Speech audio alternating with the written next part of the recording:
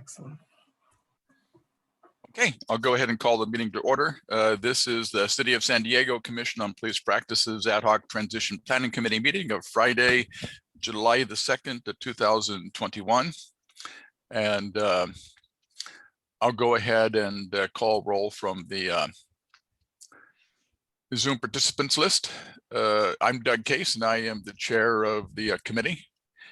We have Brandon Hilpert, who is an ex-official member and chair of the commission. We have Diana Dent, member of the committee, Nancy Vaughn, member of the committee, Patrick Anderson, member of the committee. We have Kate Yavendetti, who is our liaison with the San Diegans for Justice. We have our outside counsel, Chris Cameron. We have our executive director, Charmaine Mosley, and we are pleased to welcome our executive assistant, Alina Conde. And this will be her first meeting, and people will be pleased to know that she will be taking minutes. We no longer have to find somebody to volunteer to take minutes. And so I see everybody smiling about that. And Joe is here. Joe Craver just joined us as well. Did we receive any public comment, Charmaine? No public comment received. Okay. And then, so I'll go quickly through updates. Nothing new since last week on the budget process. With regard to staffing, you see that we have hired Alina Conde. She started on Monday, I believe. Is that correct? And we are still completing the search for the administrative aide, who will be the complaints coordinator and budget and finance coordinator.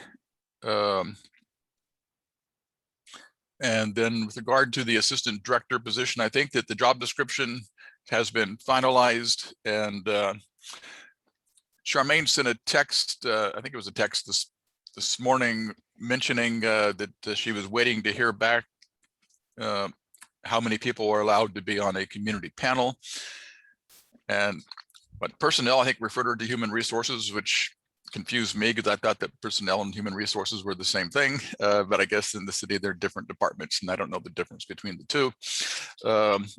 But we're still looking into the mechanics of doing a community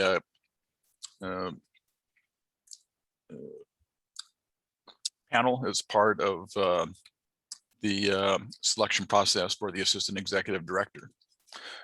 Well, implementation ordinance is on the agenda, as are the permanent standard operating procedures. So we'll talk about that later on the agenda.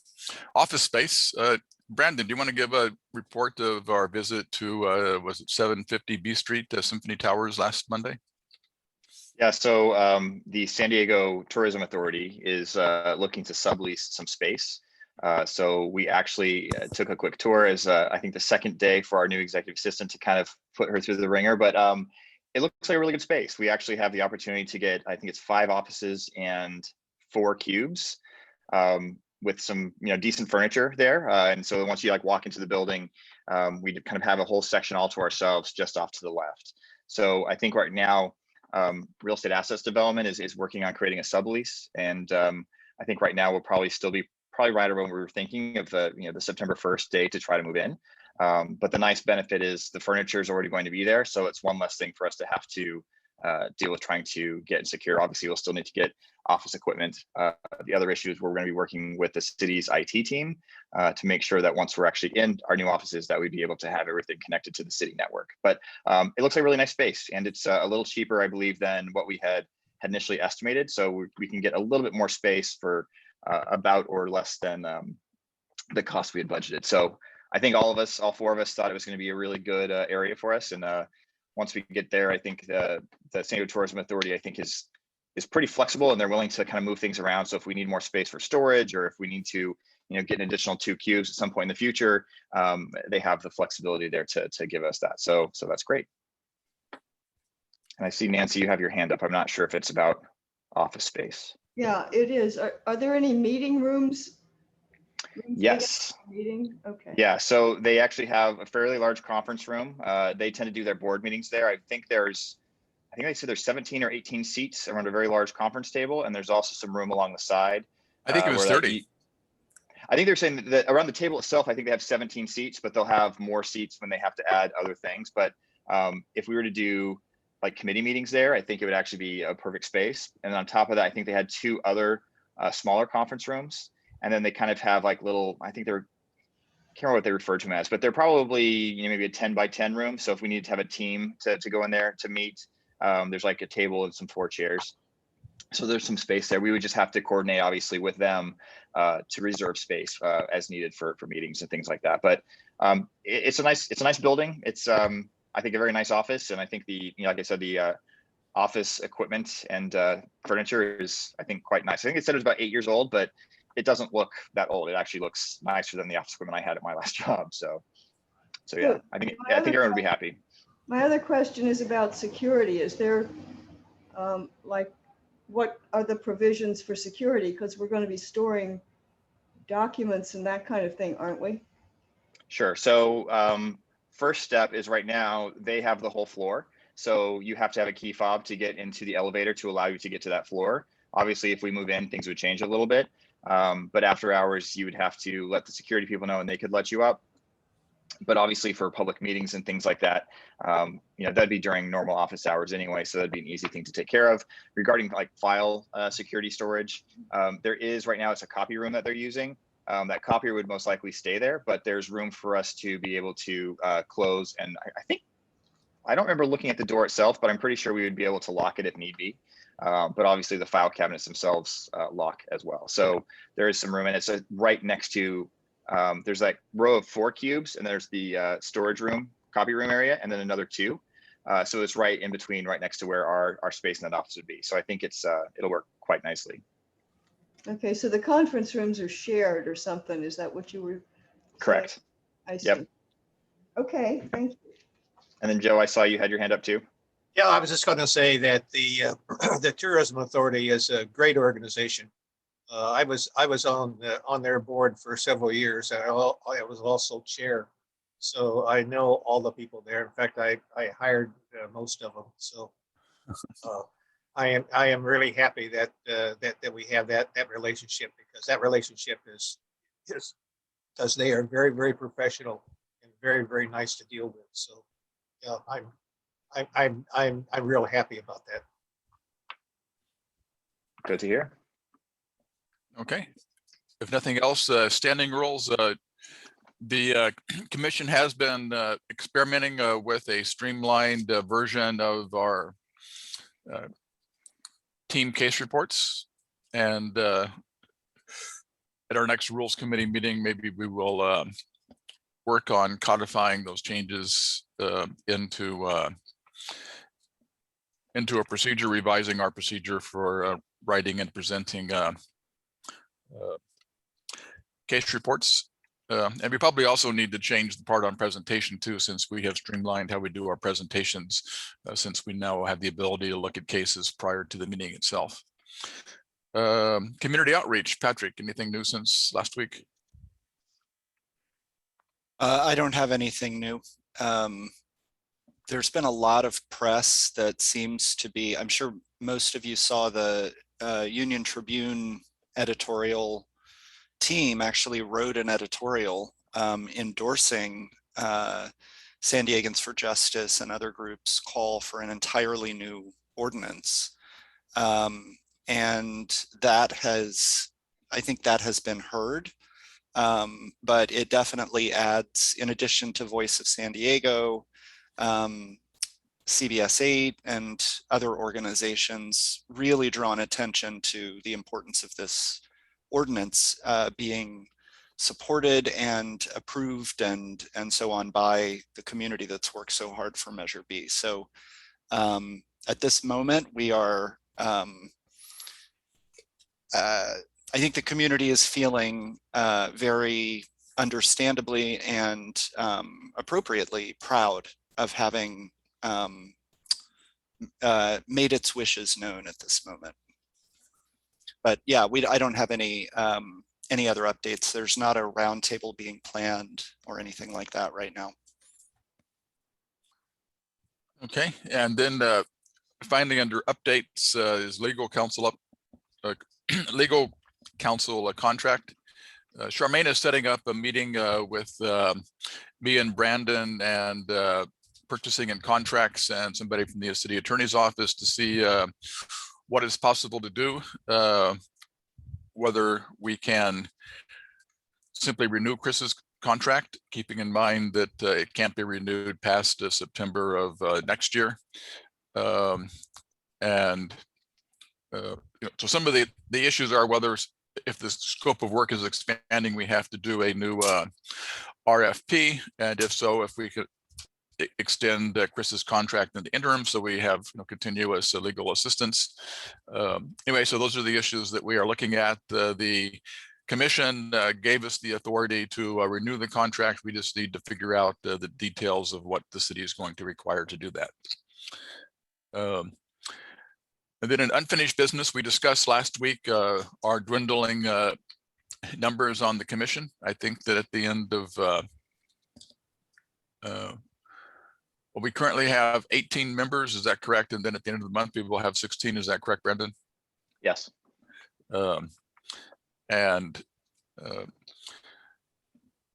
Chris did some research and didn't come up with any easy solutions in terms of being able to fill those vacancies prior to the development of an implementation ordinance. I don't know if you want to speak to that or not, Chris, but yeah, let me just kind of expand a little bit. Can you hear me okay? yes. Okay, sorry, maybe it's too loud. You'll have to tell me. So in looking at it, we the reason we didn't find any easy solutions is because really under the measure, all of the authority is given to the council in terms of appointing members.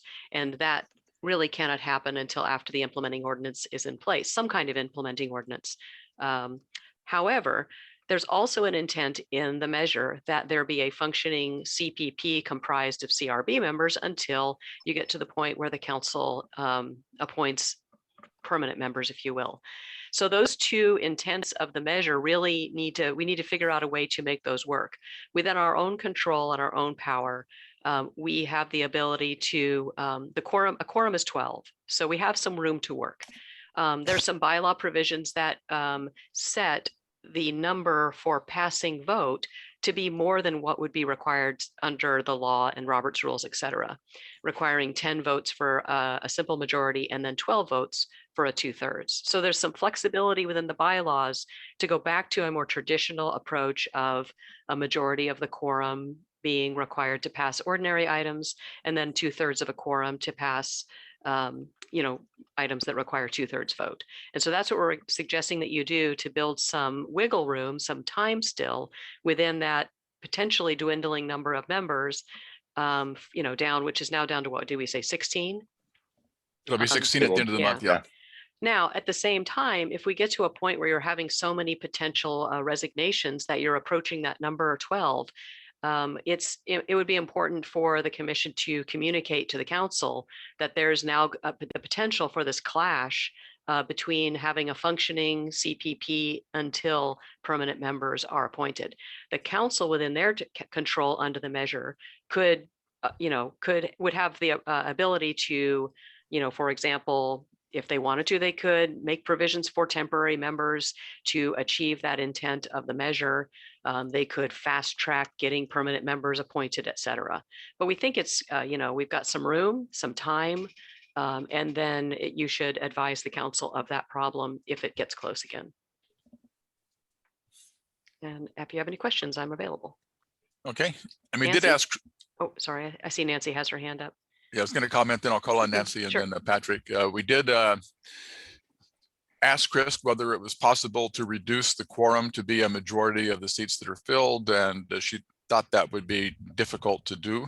And so we are planning on having a rules committee meeting sometime the next couple of weeks prior to the next commission meeting to look at the bylaws and change the number required to pass a motion to be a majority or 2/3, depending upon the nature of the motion. Nancy, then Patrick. So the requirement for 10 votes to pass a motion with respect to case disposition has been part of CRB for 30 years, and with the reasoning being that they don't want a simple majority of 12 people to be able to approve or disapprove our case reviews. They want a more substantial. Yeah, but Nancy, it says specifically in the bylaws, and that's based on an expected attendance of 18, and it'll be impossible to have an expected attendance of 18 if we only have 16 members. And so it needs to be changed, or the commission's going to be unable to do any work. What I'm worried about, Doug, is if you change it and drop it down and say you can have 7 members voting on a case, that going forward, the idea of having more than 7 members voting on a case would be lost. I don't like to see us lose that basis. Regardless of the number, we're going to have 12 people anyway, but I don't want to see us lose that 10 vote basis for case disposition. That's all.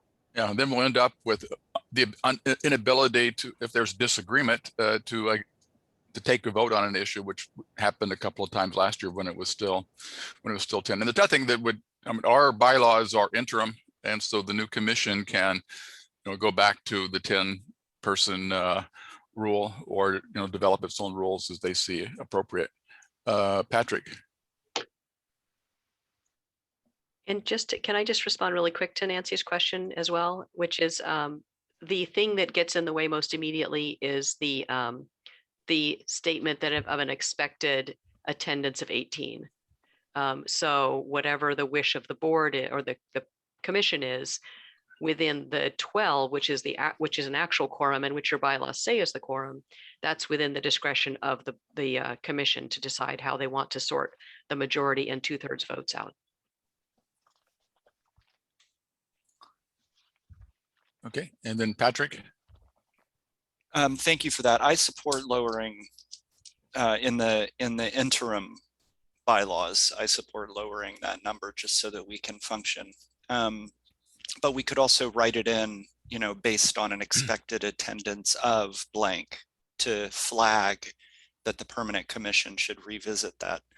I wanted to comment on finding strategies, and I want to suggest that we start thinking about this now, for getting the city council to make more appointments should we be unable to function, particularly because the 1-year deadline on complaints that arise from the protests last year and the intervening months the 1-year deadline's already begun for those events. So I think this is a matter of real community urgency, that we ensure that we can vote on those cases. There is a point of tension, though, that I'm concerned about, and that is, again, one of the top line recommendations from the community is that the community be involved in appointments to the commission and in selection of commissioners.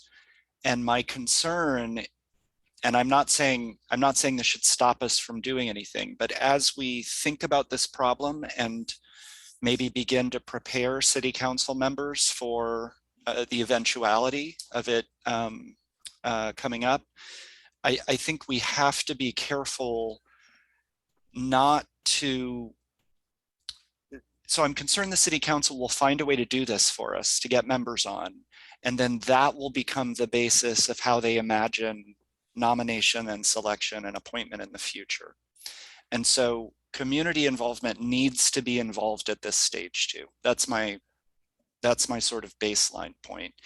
And I would suggest that any recommendation we make to the city council to fill this gap involves some kind of community input.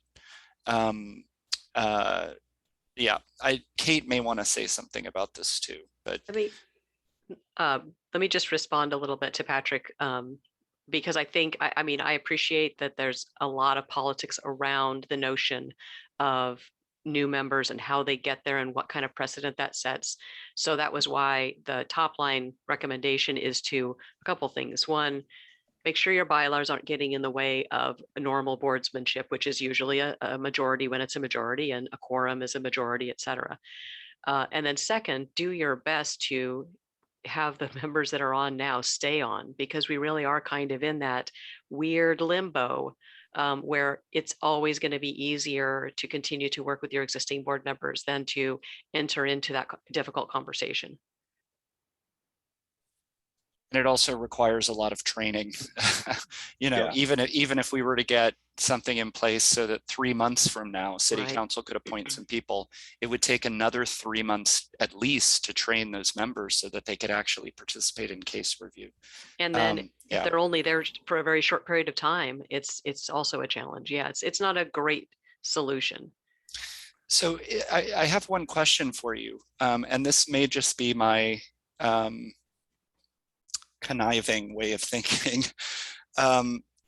Would Measure B preclude us reappointing previous members of the CRB who may have resigned but would be willing to step back on for the interim period?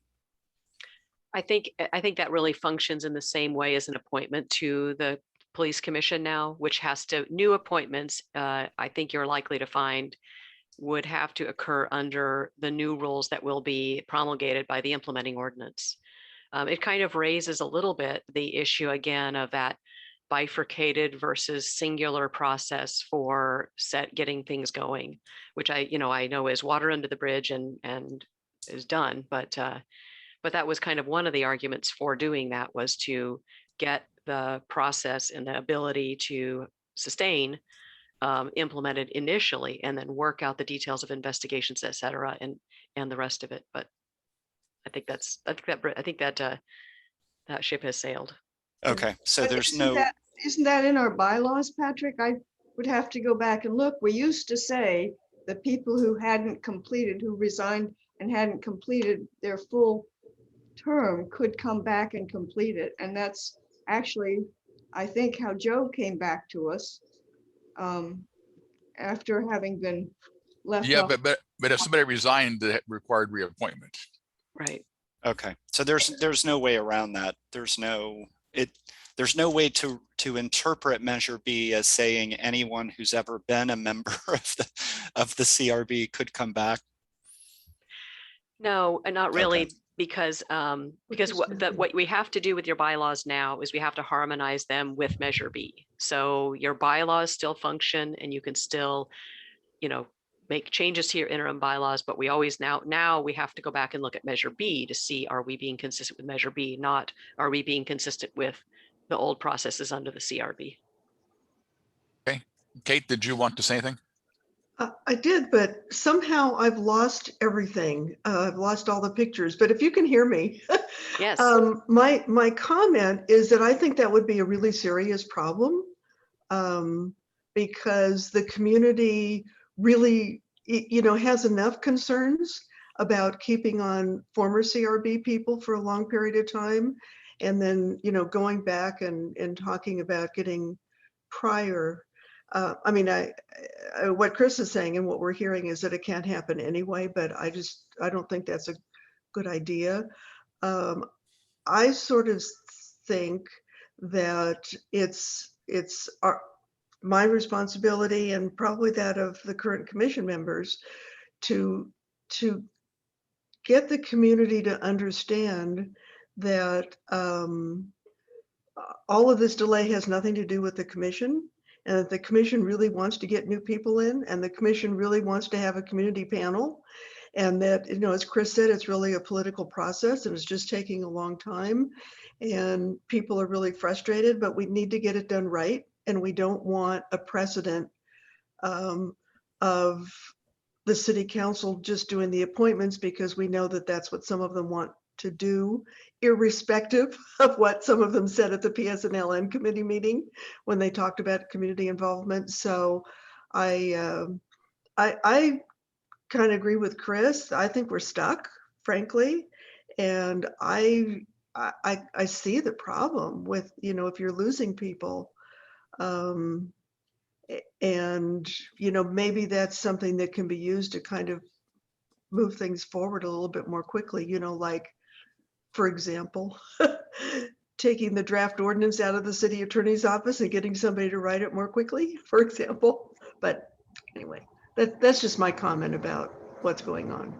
Could I ask a quick question? So Alina, it's actually so much easier to have these meetings if we can see each other. Do we have to share the agenda screen share? We don't have to. It's up to you guys. It's because I got a message from Charmaine a little late asking to share it, so I didn't want to not do it. But if you Of don't need it, course, I don't need to. Are other members of the committee okay with that? I just find these meetings so much harder if I'm staring at a document.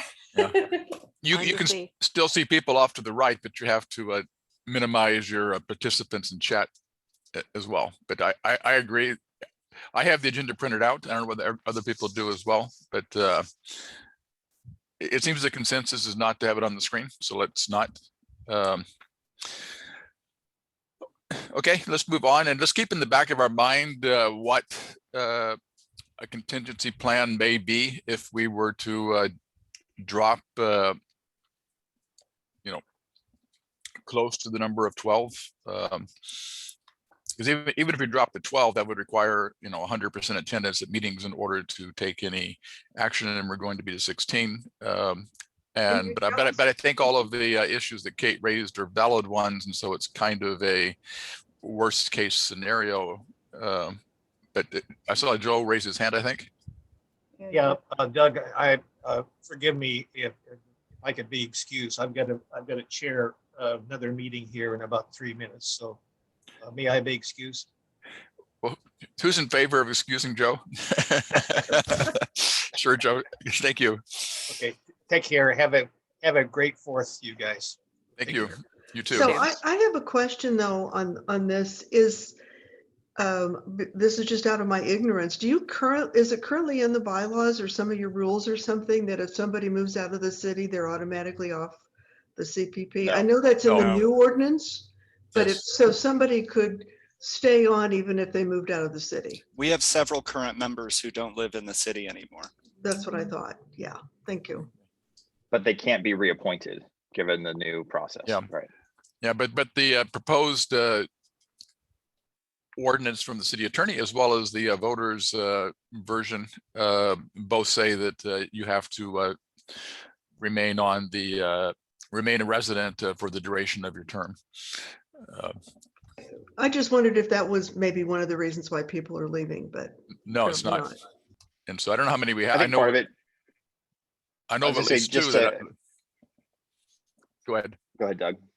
I just gonna I'll say let you go I know of at least two, but there may be somebody else I'm not aware of that live outside of the city limits now. Yeah, I'm aware of 2 that are outside of the city limits, but I think, you know, not so much for everyone here because I think everyone knows, but for the public that's watching, as a volunteer position, we have a lot more complaints that are coming in over year. So the workload is significantly higher. And obviously with COVID and all that, I mean, there's a lot more work that commissioners are having to do. And then obviously just with, you know, work life, family life, you know, whatever, we have people that just can't dedicate that increased amount of time to doing case reviews and meetings. So that's part of why some people, you know, might be choosing to move on and do other opportunities. So it's, you know, we're kind of dancing a very delicate dance here to try to make sure we're doing our case reviews and we're investigating all these complaints, but at the same time, we're not overburdening the commissioners who, you know, if they have too many cases, like, you know what, I have family responsibilities, I can't do more. So it's a delicate balance, and that's why we're trying to see what we can do to try to get as many commissioners, one, to stay on, but also to get the city to actually do the implementation ordinance so we can actually get new commissioners on the commission. Nancy, your hand is raised. Is that from before, or did you want to speak? I wanted to ask if you can say who is leaving, because sometimes you can convince people not to, I didn't know who it was. Yeah, until they officially announce it, I don't want to release who it is. Okay. They've basically shared that with Charmaine and myself, and so I don't want to release until they've formally made their decision. Hopefully they'll change their mind, but yeah. Okay, then so let's keep that in the back of our mind and what to do if the worst case scenario happens. But right now, our best option is to revise our bylaws and hope for the best. new business, the major item I wanted to discuss today, we divided the implementation ordinance into different parts, and we decided that we wanted to address the composition and selection of the commission this week. And I'd like to start by getting folks to, well, we have two different proposals that have been put forward. One is the one from the city council, which we've identified issues there with, they require 9 people to represent a specific city council district and 9 people who are designated to a specific division of the police department, and it doesn't allow double dipping, so it's 18 designated seats, and it doesn't specify a selection process other than it says that anybody can submit a letter of nomination. And so I think the implication is that the city council will be making the selection, since there's not any other process specified. The voters initiative or voters version, and I have to look, maybe Patrick or Kate can remind me, but the geographical limits are not as strict. I think it says, well, I'll let them tell me what it says in terms of the geographical limitations, because it's skipping my mind at the moment. And then they have a specific proposed way for the selection to occur, which I think makes sense, but I'll see what other people think. It requires a committee of the commission to do it, and says that it would be a 9-person committee, and that 3 of them would be a current or former members of the commission, and that the other 6 would be chosen in a way similar to the way the board is chosen, so that 2 would be university professors who specialize in policing and racial identity and equity. 2 would be from human rights or civil rights organizations who specialize in civil or human rights, and 2 would be community organizations who specialize in civil and human rights and criminal justice, and whose work includes victims of racial profiling and identity profiling. And none of these representatives can be affiliated with law enforcement. I think that could be tweaked a little bit, because it's, in my opinion, it was designed specifically for the RIPA board, and our commission is a little bit different, but generally I like the model that is there. And so let me turn it over to Patrick or Kate to fill in the blanks with that proposal, and then we can talk about what we want to recommend to the commission as the process we're going to endorse. And just to refresh everybody's memories, for the next 4 meetings, we're going to be talking about different parts of the ordinance and coming up with recommendations we want the commission itself to vote on at our July meeting. So I'll just say briefly before handing it over to Kate, I like this proposal a lot, in part because it comes from a state agency that has already put it into place and made it useful for their own board. And so we have precedent behind us in recommending this, and precedent that is specifically tied to policing, since that's what the RIPA board is all about. I think it's easier, especially in this transition process. It's easier, I shouldn't say easier, but it adds some needed weight to our proposals if there is a precedent in place that is widely accepted, respected, and effective. The other thing I'll say, I do have a question, because I think, and this is true, so we're talking now about the sort of the nominating committee.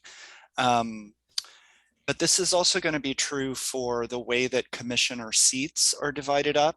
I just want to make sure I'm not skipping ahead. Give me a quick moment. Yeah, composition. So the composition of the commission and the city ordinance, or the draft ordinance from the city attorney has, it's sort of a version of what we proposed months ago, but it uses different data, which is the census data. I don't like that data as a way to represent diversity here. I think it's a way of getting away from the actual thing we suggested, which as soon as I can find the exact language, I'll bring that up. But what we proposed is that the commission be inclusive not only of the city council districts, not the police divisions, but police beats. So the parts of those divisions that have the highest numbers of police encounters and stops. And then we also proposed that the commission's own data about where serious complaints are coming from be used to produce geographic diversity.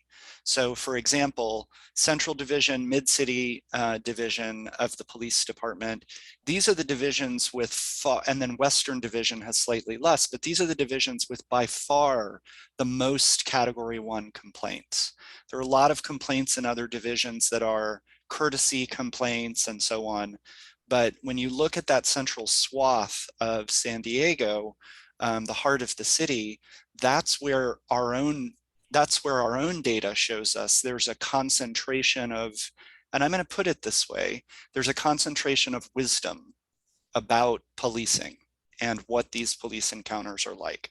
So our proposal, which was to really bring this knowledge and experience onto the commission, was rotated out in favor of census poverty data, which when you look at those maps, you know, they're all over the city in different city council districts. There are little pockets of neighborhoods that fall below the poverty line for the most part. I think there are even a few in District 7. So wait, is District 7 La Jolla? District 7 is La Jolla? No. District 1 is La Jolla, sorry.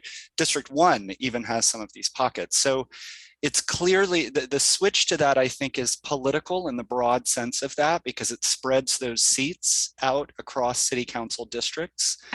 But that's a very different way of it's a very different kind of data than our own data about where complaints are coming from. Okay, so that's about composition. But a question I have about both the composition and the selection committee is, are some of these seats overlapping potentially? So for example, for the nominating committee, let's say that I, as a current commissioner, was on that committee. I'm also a university professor who does research on race and ethnicity and policing. Would that then count as that kind of seat, or would these be entirely segregated, these seats? As I read the San Diegans for Justice proposal, they're entirely separate. You know, they're separate. So you would be, Okay. you'd be choosing one or the one or the other. And I did find what Patrick was talking about. And so in terms of the what the composition would be according to the San Diegans for Justice, you know, it would have the 2 designated use seats, and it would require there be a commissioner residing in each of the 9 city council districts. But it does allow them to complete their term even if they move, which I think is wise within the city. And then it says 10 of the commissioners must reside in those police beats with the highest rates of warrantless stops, searches, and complaints submitted regarding the police department, its police officers and staff. 3 commissioners must come from each of the 3 beats with the highest rates. One commissioner must come from the police beat with the 4th highest rate of warrantless stop searches and complaints submitted regarding the police department. The police department is police officers and staff.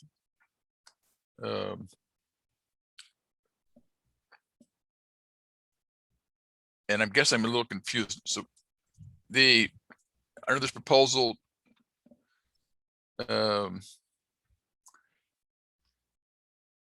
3 must come from each of the beats with the highest rates, and then the other, it says 1 must come from the police beat with the 4th highest rate of warrantless stop searches and complaints submitted regarding the police department. I'm not quite sure why they don't say the top 4. Maybe Kate understands that better than I do. I don't quite understand what that is. Do you know, Kate? No, I think it's a little redundant. Okay. I read it too, and I didn't, because it tracks exactly the same language. So I can explain it, I think. So when you look at this data, so I think they don't want to spread the 4 out over 4, because the 4th highest is so significantly below the top 3. So they really want to ensure that 3 of those 4 database seats come from the 3, because when you look at central, mid-city, and southeastern divisions of PD, those numbers are so much higher than anything behind them. And then the 4th currently is western, which is still higher than everything else, but it's significantly lower than those 3. So if you say 4 from the top 4, conceivably all 4 could then be in western, which still experiences higher rates, but not nearly as high as the other 3. Does that make sense? well, no, because it says each of the 3 beats. It doesn't say. The way I read it is that it's 1 from each division. Okay, so maybe I'm looking at an older draft. Hang on. 3 commissioners must come from each of the 3 beats with the highest rates.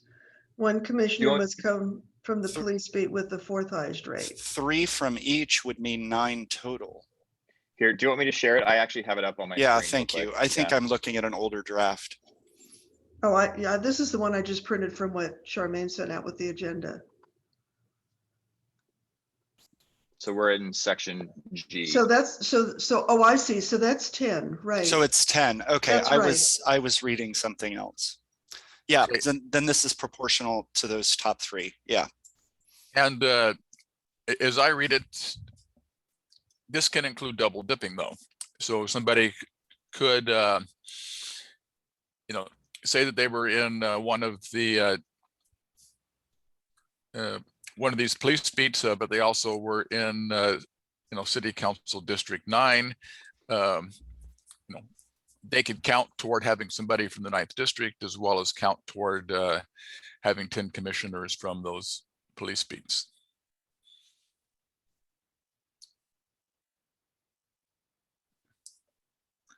And so it doesn't look like they're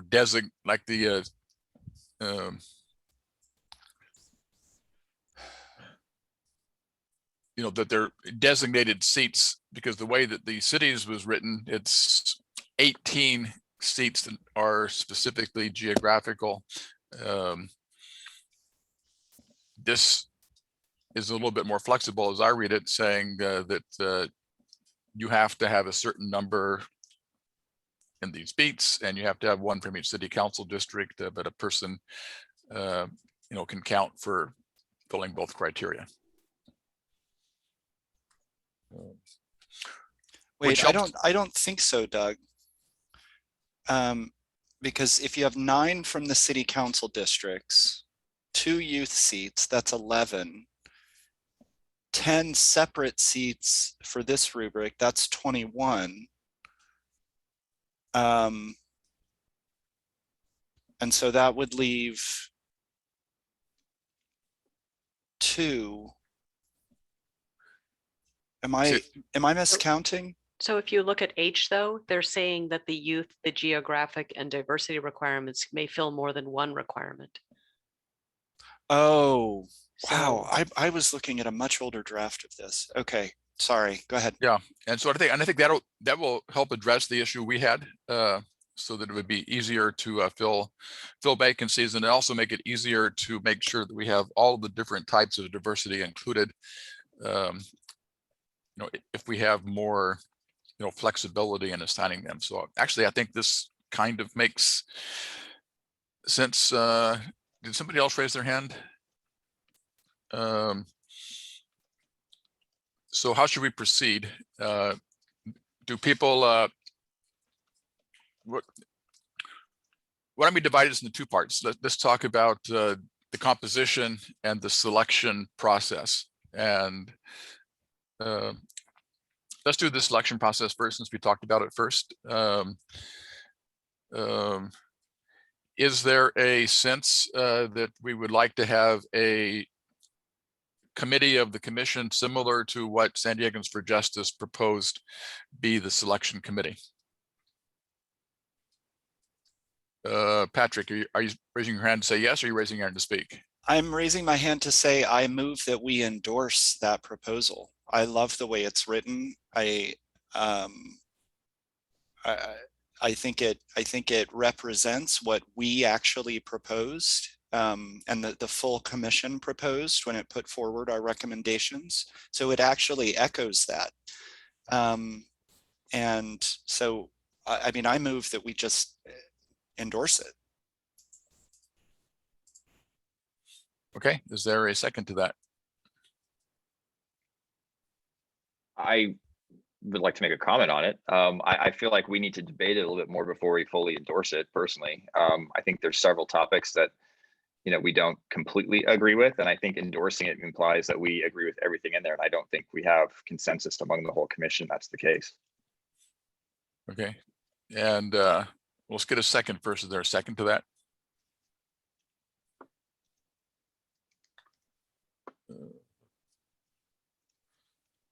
Then So somebody I'm has not to a vote, second. right? you're not a vote. Okay. But in order for us to discuss it, somebody has to second it, right? Right. Well, no, in committee meetings, we can proceed with discussion without having a motion on the floor. And even in our board meetings, we have a special rule that allows that. We're just well, talking about subparagraph C, right? Right now, we're talking about the selection process. And so that's on, where is that now? Oh, Yeah, it's subparagraph C on page 10 of the voters ordinance. Okay, so let me, and maybe we can just do a straw poll, a vote of hands. How many like the concept of there being a committee of the commission to do the selection? You can raise your hand, or you can do it with your raised hands. I don't understand. A committee of the commission? Does that mean commissioners or an outside committee? I'm not clear. Well, the San Diegans for Justice proposal has it be a committee of the commission, but it specifies who's on that committee. And so it's a committee of the commission as opposed to the city council. So Do you want me to share this again so it's up in front of everybody? yeah, because it's a little different. It's Yeah, the hang commission on. creating a committee. Some of the members will be commissioners, some will be other. Yeah, thank you. So a committee, thank you. So it's actually a committee created by the commission. Okay. And now it's harder to see everybody, but how many of you like the idea of a committee created by the commission? I see Patrick and I have my hand up too, Brandon. and Brandon and Diana. well, sort of, but I still have questions about it, Doug. Okay, we're not talking about the composition of the committee yet. We're just talking about having a committee appointed by the commission. All right. I'll go. Okay. And then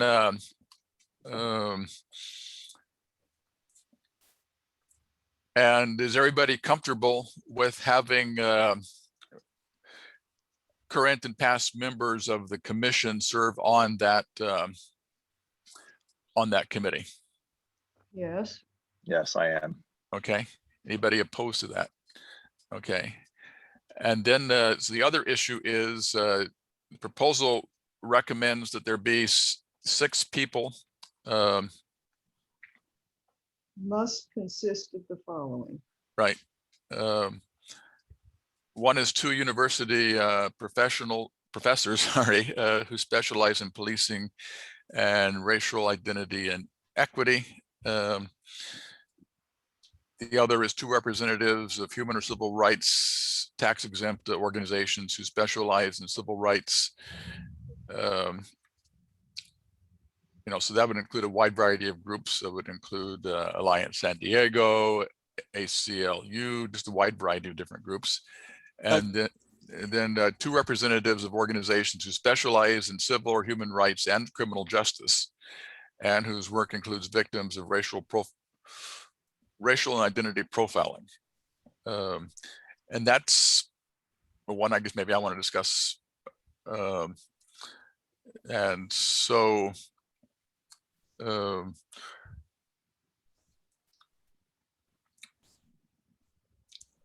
maybe how to approach it. Do you want to, would you like the idea of having 3 and 6 with 3 commissioners and 6 being designated seats?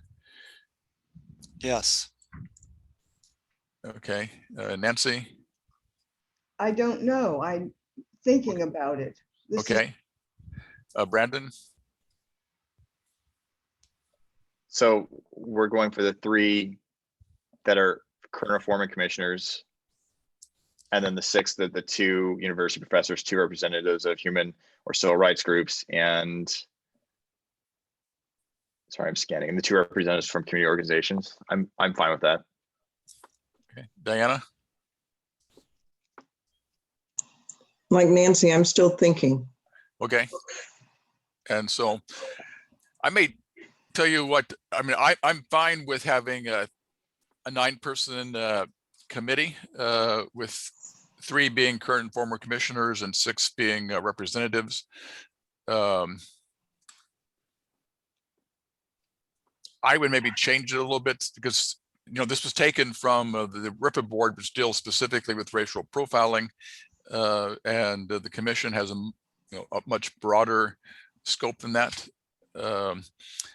So on the 2 university professors, I have a little bit of a concern about professors because professors has a specific meaning.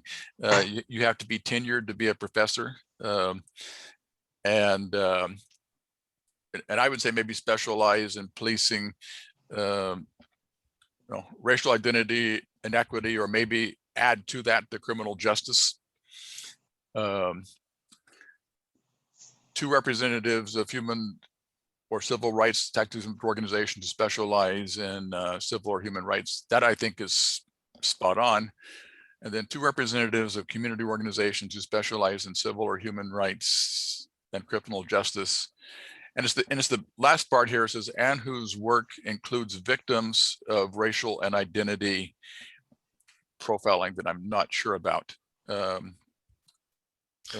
Doug, if I could I jump in here? Okay. So first of all, professors lowercase does not designate a tenured professor. That's a general category that can include lecturers, teaching staff, and so on. You capitalize that P, which would indicate rank. I think that one's a really important addition, not because it's close to home, but because one of the best practices that NACOL, especially recently, has been pushing is that oversight bodies should be partnering with their local academic institutions. And historically, there hasn't been a significant amount of partnering. So I like that one a lot. I don't think we should expand it to include criminal justice. Yes, but it's very specific to policing and racial or identity and equity. So if you have somebody who I understand, and what I would suggest is that we focus on just the policing part of that. In other words, if we were to say 2 university professors whose research specializes in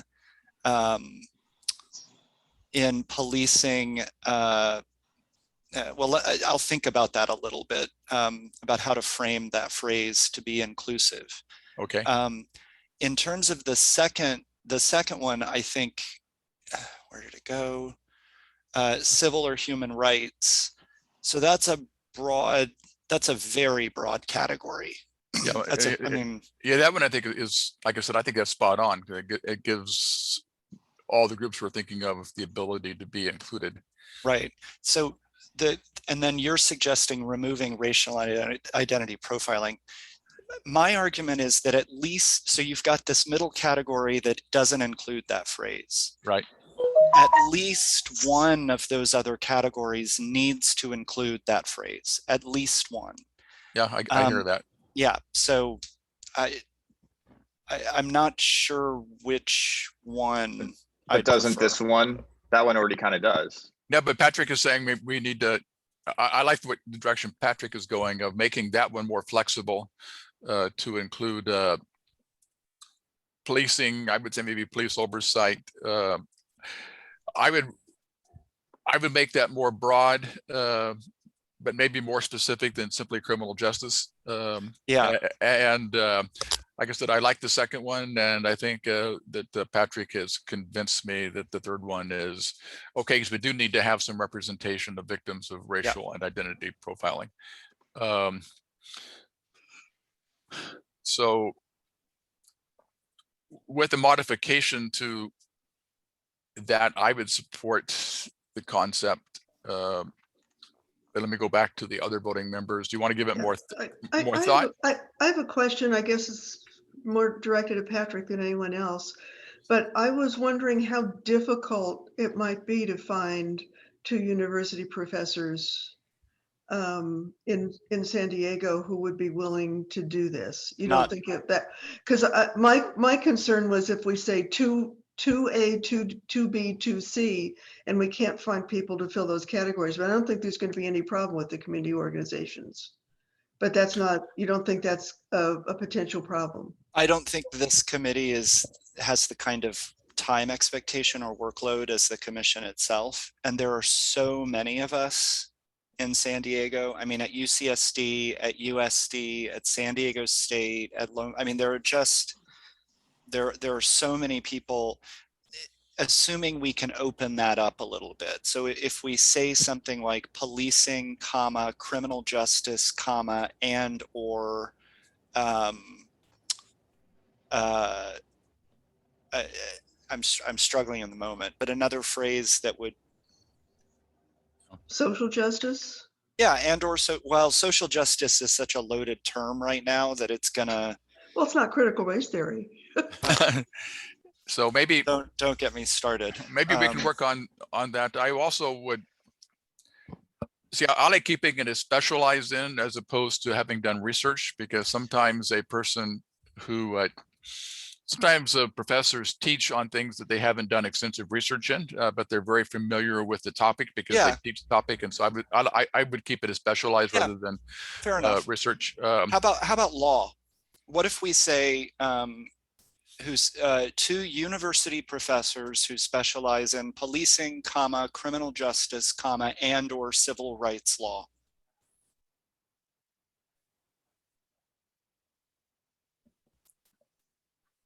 That sounds good. Yeah. I think Chris has her hand up now that I've summoned her profession into the discussion. Okay, I can't see everybody all at once because we have things on the screen. So thank you, Chris.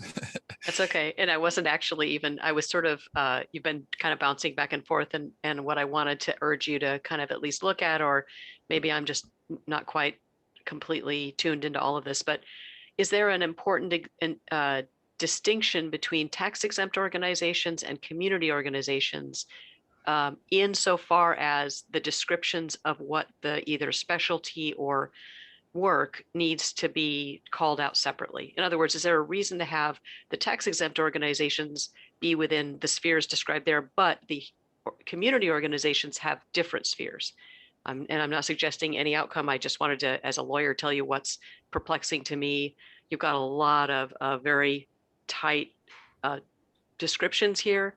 And as a lawyer, I always worry about being able to fill those when you get down to brass tacks. I That's it. wondered the same thing. Kate, do you have any thought on why they worded it that way? Well, I don't have any insight into as to why Andrea wrote it that way, but there are a number of community organizations that are not necessarily tax exempt. For example, Women Occupy San Diego and the local chapter of the National Lawyers Guild. Neither of us have our own tax exempt status. Oh, sure. And don't get me wrong, it's not a matter of that. I was just wondering why a difference in the specialization within those two separate categories. That's all. I almost think, I mean, maybe I'm reading more into than what Chris, you just said, is I'm almost wondering if it makes more sense to remove that tax exempt piece because it does limit perhaps unnecessarily. But was I don't gonna know. say the same thing. Yeah, But I was like, I don't put them in I the don't know what same the intent category. was. Yeah. A nonprofit tax exempt organization or community organization specializing in, and then a broader group, and it might be 4 rather than 2. Now, maybe it's 2. We've got 2 in these 2 separate categories. Maybe it's really 4. That's this or this kind of organization specializing in these 4 types of things. Yeah. So just a thought. So maybe have 4, kind of combined of, all into one type of group, but specify that 2 of them have to specifically deal with racial or identity profiling. But with the, for the sake of time, are people comfortable with the concept, and we can work on the language of the different categories separately? So if you're in favor of the concept of having a selection committee appointed by the commission, including at least, including 3 commissioners who current or former commissioners, and 6 that would include 2 academics and 4 community-based persons within those categories, including a specific category of racial and identity profiling. So Doug, I understand the makeup that we're asking about. So my concern is how do we acquire these, the members for the board? How are we going to get 2 professors, and how are we going to get those? That's just my concern as to how this is going to process out. A really good question. I mean, I would think that people might just put their name in. I mean, that you put something out and say, these are the categories. Are you or your organization interested? And have people self-select, and then the commission makes that decision. I had that same question, and then I sort of answered it that way in my head. But who would make the decision? Like, let's say that right. I understand that. So how do we say for the professors that we get 12 applicants or participants who want to? How do we decide on which 2 we're going to place on the board, or how is this process? That's my thing. How we're going to process this out. Draw straws. Well, and one of the things I want to urge you to do is understand that we've got kind of several layers here. We've got the measure. Thank you. We've got this provision here, and then you're going to have administrative provisions that say within this structure now, here on a day-to-day basis, day in, day out basis is how we're going to do it. We're going to put out a call for nominating committee members. We're going to let a month go by. We're going to take resumes, and then we're going to vote on it. These are codified, harder to change, to be flexible in terms of moving forward and how the thing is working. Your first idea may not work great. You may want to do it a little differently the next time. So I would urge you to think about, yes, those are absolutely questions that have to be answered, but you may want to put them at a lower level so they're not codified and they're easy to change when you need to. Just a thought. Can I also ask, how are we going to appoint new permanent commissioners if this is in the ordinance? I think this should be in the ordinance, but does having this in the ordinance then mean that all of us who are commissioners from the CRB are then going to be the people who create this committee? Sure. And so I'm just thinking the steps then between the ordinance and getting new commissioners would be, well, the new us now as the implemented commission is going to have to put together administrative rules to create this nominating committee. And then we're going to have to put out a call for people to staff this committee. And then we're going to have a meeting to select them. And then they're going to have to start nominating people from the community. So if this is in the ordinance and these are all the steps, we're talking about months after the ordinance is in place, right? Not necessarily. If we begin working early, and so while it's going through the meeting confer, if there's a consensus on this is the way it's going to be done, then we can begin working on that. And we may do it differently than the permanent commission does, but you're right. For the initial one, if we do it this way, that means that the current commission has to come up with the committee. And I don't want to go into details of how we would do that right now, but I have a couple of thoughts of how we might do it. But I think it needs to be a vote of the commission to approve the committee, and not just a decision by the chair. So I have a question where I'm not worried about the scenario that Diana proposed, where we had lots of people responding. I really think drawing straws is not a bad idea. Anyway, what about when you only have one of those categories? How do we fill? There has to be some backup plan for filling those spots, and with whom? And that's, I don't think it's going to be a problem. I don't think it's going to be a problem for the first couple of years, Doug, but I'm betting you 5 years from now, people will go, CPP, what's that? And I would think the problem would be you would not have enough people to select from. That's the part I'm worried about. Nancy, that'll be in our bylaws, not in the ordinance. I think that's what Chris's response was, that the ordinance, the bylaws or the standing operating procedures or standing rules, because the ordinance, what this is doing, it's just requiring the commission to create this committee. It doesn't tell us how we have to do it. And so all of those eventualities, including the ones that Diana was asking about, that's how I heard Chris's response, that those, once this is in the ordinance, then standard operating procedures or what have you can create the structure by which all this happens. But it's creating a fixed number for each category. And all I'm saying is, how do we get around the fact that then in our operating procedure, we say, well, if we can't find one of these kinds of people, we do it the other way. Is that? I think you can if it's in the ordinance. Yeah, so these will be kind of the tall poles in the tent. It will be three commissioners. It will be 2 university professors. It will be 2 and 2 on, or 4 on the community / nonprofits. So those do become the sort of unchangeables at least without going to council. And I'm okay with that. I mean, what that essentially means is you cannot nominate someone for this commission until 9 people who are identified in these different ways have given them the thumbs up and officially nominated them. Yes, that puts the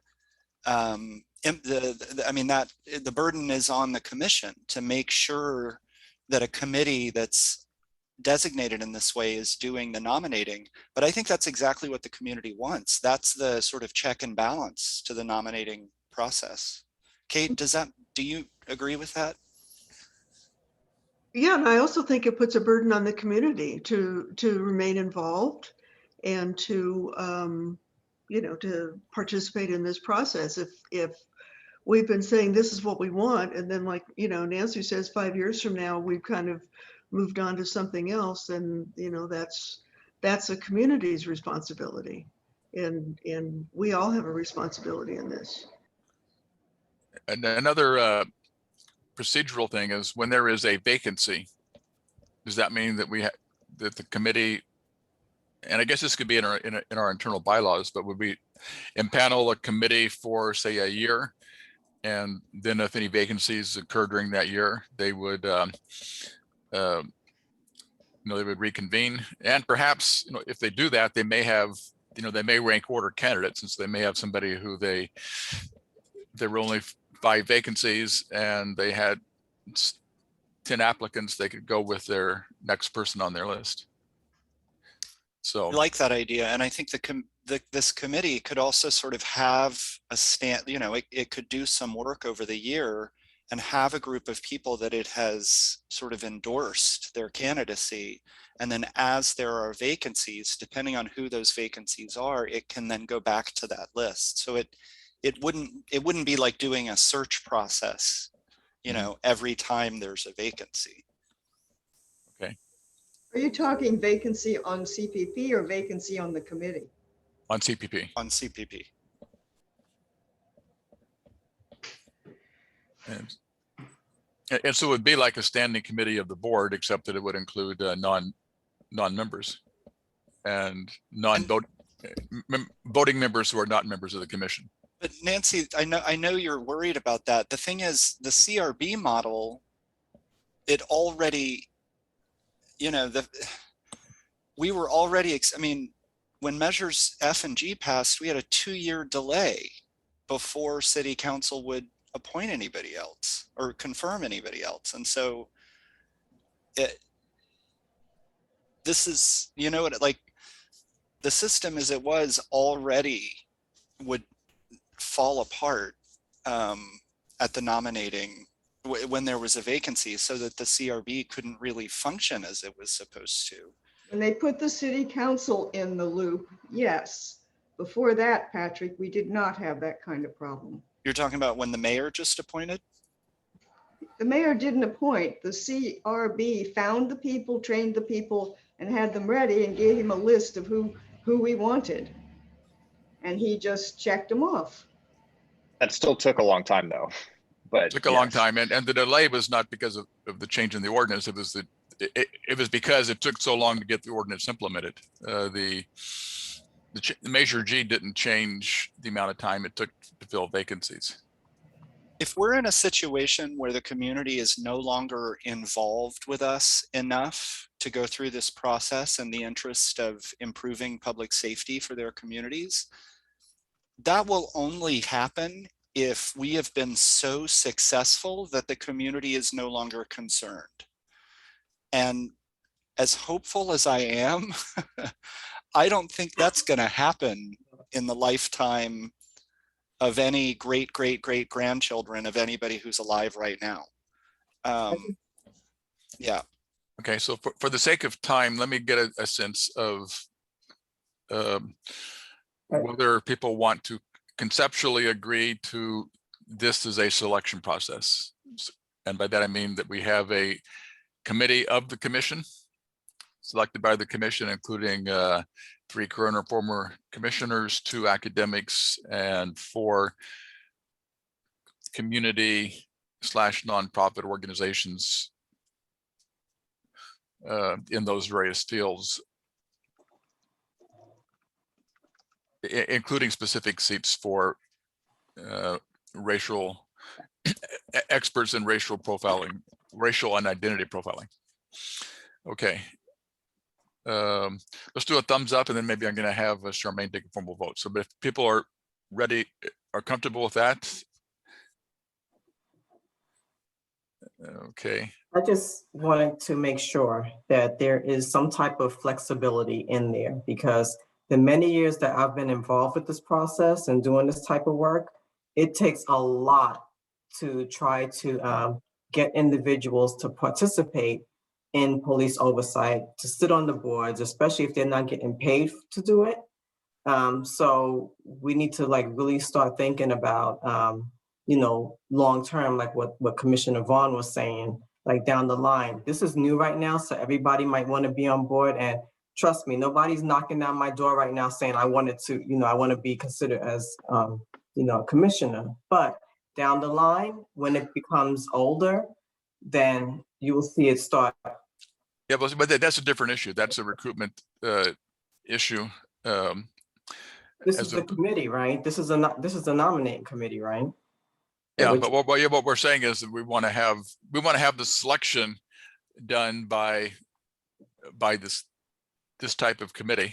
There may be a separate committee of the board that deals with recruitment or it could be the So same what committee. happens, so what happens if the committee does not find these individuals?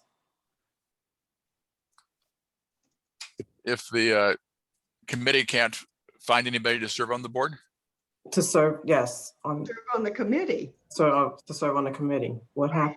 That was the, well, I don't think it's going to be any problem finding people to serve on the committee. Really, now it might not be. right. It's not going to be a problem.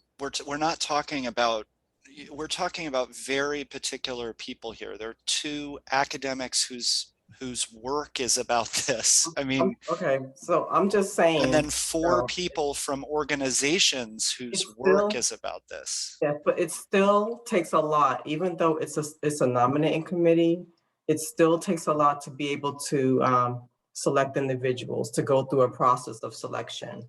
I just want the committee to keep that in mind. If I can just add, in our interview process, we were trying to get someone from the community to be part of that interview panel, and we weren't able to do it. So I mean, granted, there are other things that come into play. The interviews happen during work hours, but we still tried. We did reach out to multiple different groups to try to see if we can get someone to be part of that process, and we were unable to do that. So, you know, it is, Charmaine and Nancy, I think, are right. There is a risk that we won't get people to participate. Maybe not in the first round, but I think in the future it's likely. Now, if there's money involved, No, we're not going to pay people to be on the nominating committee. We'll just have food at the meetings. That's how we always got people to meetings in law school. And we know the other option is to have the city council do the appointments. No.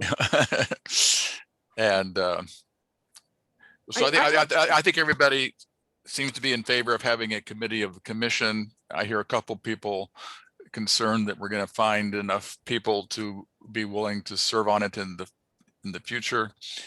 I don't think it's going to be a problem.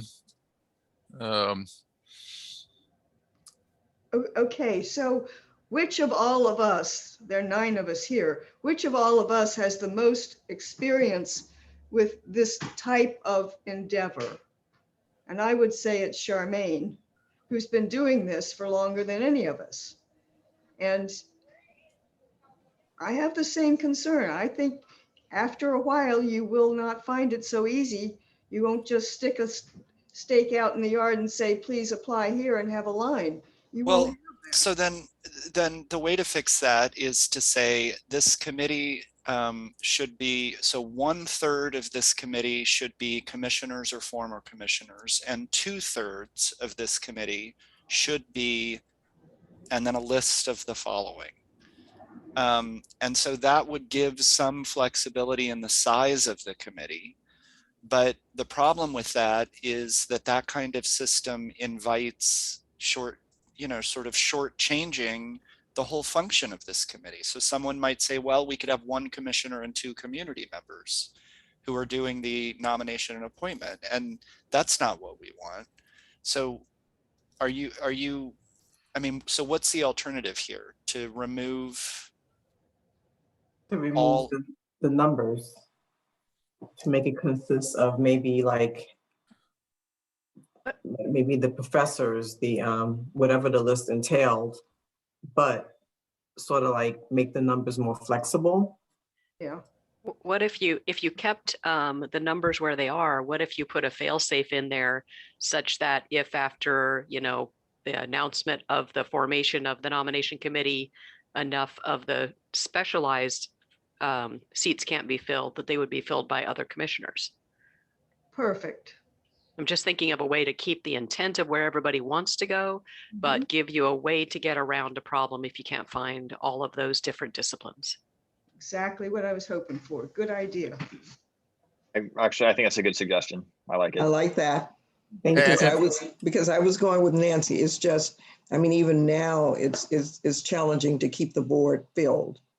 And so, I think, and so would the suggestion be that we keep the number of 9, but indicate that if after due diligence we can't fill any of the 6 community, that they could be filled by community members?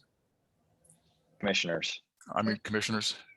Yes, I think 9's a good number, Doug. I'm all right. So I'm okay with that pending Kate chiming in, because I have a concern about it, but Yeah. that concern is the skeptic in me, who's always keeping an eye out for the possibility of scandal or corruption later on. Well, Define my scandal or my corruption. concern, and I don't know that this is going to happen, and certainly not with the current commission, but my concern is that the commission is just going to say, well, we couldn't find community members to fill this, and so we're just going to fill it with commissioners, and we don't really know the accountability there. And I think having a backup that says, well, if we don't have community people or good enough community people or people that are acceptable to us, then we're going to fill it with ourselves. I think it's a huge perception problem, and I think it's probably a practical problem. So there should be some type of transparency. No, can we go back to what Patrick was saying about scandal and what else what was that? I was saying exactly what Kate said, that I could imagine a scenario where a commission of the future would say, oh, well, you know, we put a few calls out and couldn't fill these roles, so we're just going to do this ourselves. And that, even the sort of imagination, like the fantasy of that, is something that the community will see. So with Chris's phrase, would it be possible to say that in such a case, the commission would need to provide written documentation of its attempts to the city council or something like that? But I think that that will be out anyway. I mean, the call for community members or professors would go out as a written proposition anyway. So it wouldn't be like we would have to put it in there. I mean, unless we plan on calling people up, but I think any request for a person to serve should be a written communication. Well, That's just my thought. I tend to think you would put it on your website, and you might even talk about the kinds of outreach that need to happen before the conclusion is reached that you can't find one of these people. Do a press release to get it out there. I mean, yes, the media, I think, especially lately, I mean, they are clearly, anytime we've sent out a memo, they're interested in what we're doing and they broadcast that. So, you know, I think if we're going through this process, you know, now and in the future, I would expect the media would at least help get that out. Now, is everyone going to see that? Maybe not, but, you know, we can only do what we can do for outreach. And I think, you know, I can't guarantee what future commissions might do, but I mean, I think the intent is definitely there to get that community input. I think it's important that if we don't get those numbers for whatever reason, we don't want to set something up that the ordinance is creating it. So if we don't get that magic number of 9, we can't move forward. And I think that's just as bad as not getting community feedback and input. So maybe we should, I'm sorry. Go ahead, that's fine. Yeah, maybe we should include some tight language regarding a due diligence, and then require the commission itself to vote at an open meeting. And so then if there's an open meeting, you know, the community can know why they're doing it. And you may have a person who comes to the open meeting saying, hey, I'm willing to serve on the committee.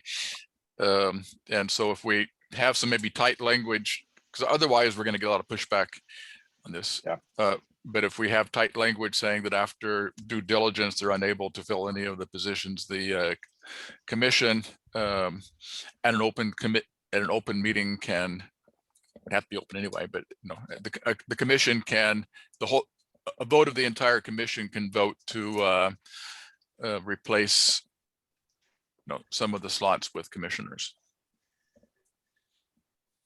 Or it doesn't have to just be commissioners, it can be other community members if we have an excess of applicants for. Yeah, and that's a good point too. That's a really good point. I like that. And so maybe it doesn't necessarily have to be us.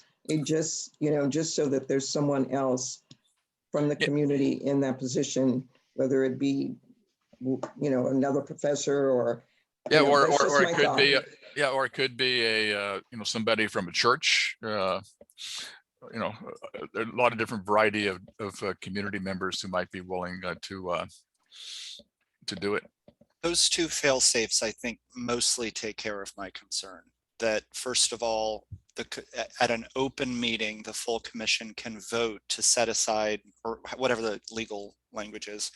And secondly, that they can fill those spots, not just with other commissioners, but also with community members who don't necessarily fulfill those requirements. Okay. So is there a consensus on that?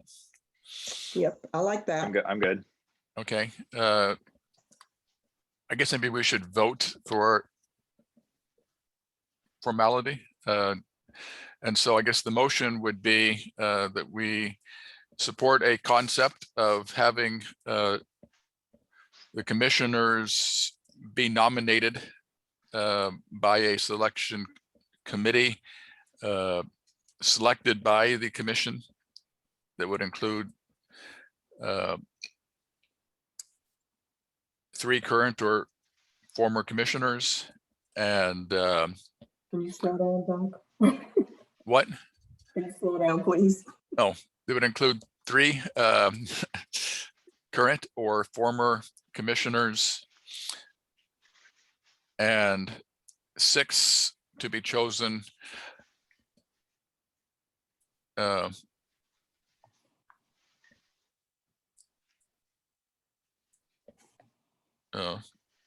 from the academic and community or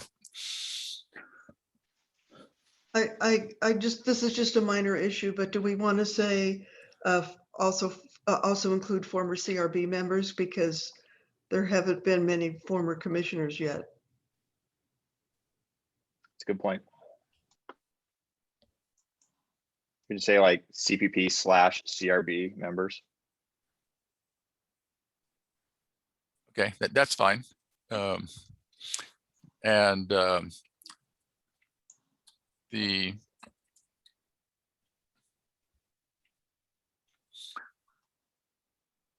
with the other 6 to be chosen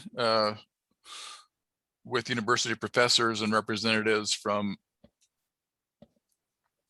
I wonder if it's easier to sort of form the motion in a negative, like that you're endorsing the nomination process that was in Standing for Justice with the following changes, which is to include former CRB members among the 3 CPP members, and then also to potentially combine the community group, community organization, and civil rights nonprofit into one category for additional flexibility, and to consider the ability to choose other community members or other commissioners following an inability to get one of the 6, but it has to be approved at a commission meeting to do that. Because that way you're not kind of having to say quite so much. Right. You're just kind of changing the what sounds like relatively few things among San Diegans for Justice proposal. Okay, well, if we try it that way, we're going back for a second. I'm not sure, with regard to the former CRB members, I mean, the current commissioners are former CRB members. And so we would be finding people who are no longer on the CRB or no longer on the commission and including them in the group. And is there a need to do that? I was going to say, for example, we wanted to have Yuki, a former chair who was never a commissioner, but has experience in what we do as a board/commission. I think the experience level is appropriate for that, but Or I'm thinking of Maria Senior. Okay, I'm just clarifying what the intent was there. Okay, and so to go with Chris's, we endorse the San Diegans for Justice proposal. Sorry to interrupt, and I know we're taking way longer. We're just clarifying, or we're endorsing this one section of the proposal, not the full proposal, correct? Okay. The proposal regarding the selection process. I don't think we should include former CRB members. But and just out of curiosity, why? Like, what's your thought process there? Because I don't think so. First of all, I don't think we need to, because CRB members would be eligible, who were never commissioners, would be eligible now and forever. And it's, so first of all, why? We don't really need that. Secondly, more importantly, I think, And there are significant enough differences between what CRB did and what the commission will do that, in fact, there may not be quite as much overlap in expertise as we may assume. But secondly, in the mind of the community, this is one of the ways that I think we should indicate a full break from the CRB. And if on the nominating committee, former CRB members are so I don't think we need that functionally. And I think it sends the wrong message. If we go out of our way to expand what the voters ordinance is to include the former CRB, what kind of message is that sending? Good point. I agree with Patrick. Yeah, I agree. Okay, so let's try to reframe the motion again so we can maybe get done with the so that we agree in concept with the selection process recommended by San Diegans for Justice with, well, I guess we don't need to make any comment regarding the first part of it. So we agree with the 9-person selection committee as recommended by the San Diegans for Justice with the following changes that the university professor area of specialization to include policing, criminal justice, and social justice. Is that what we decided? No, policing, criminal justice, and or civil rights law. Okay, and civil rights law. Okay, thank you.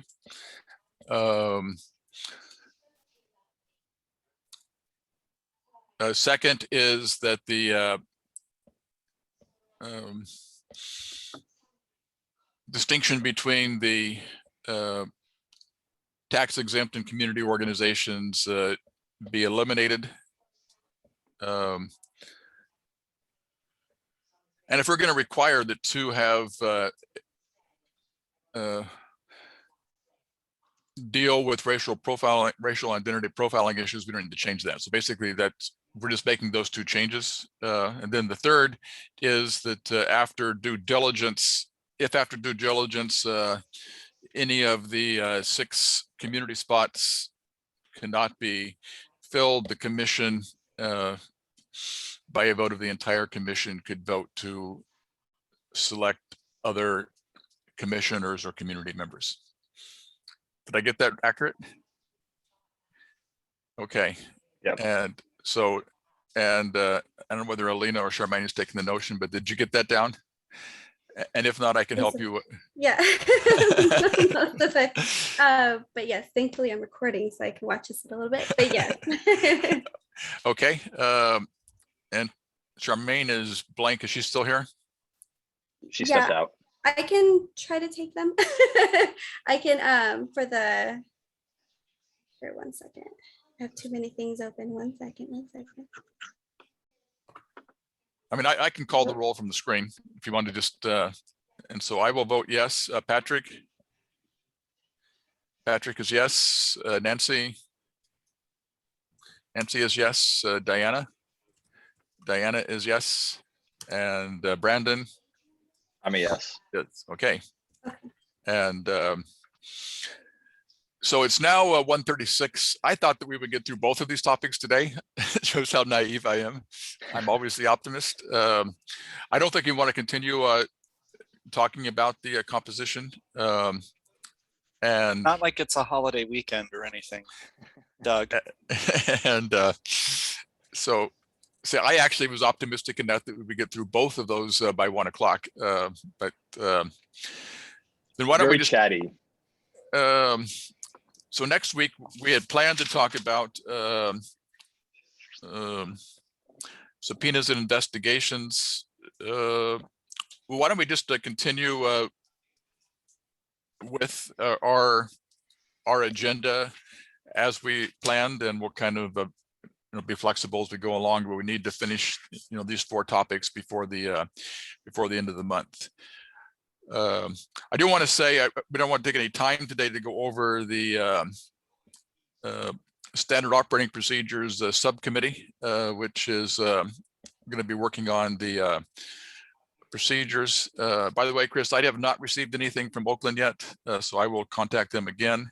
But the people that are on the committee are me, Brandon, Nancy, and is that it? I think so. Okay. What happened to Kate and Oh, Chris? Nancy. No, what? What happened to Kate and Chris?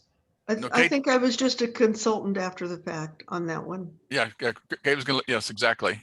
And I'll And be so- there. I'm yeah. more of a scribe, I think, in this role, but yes.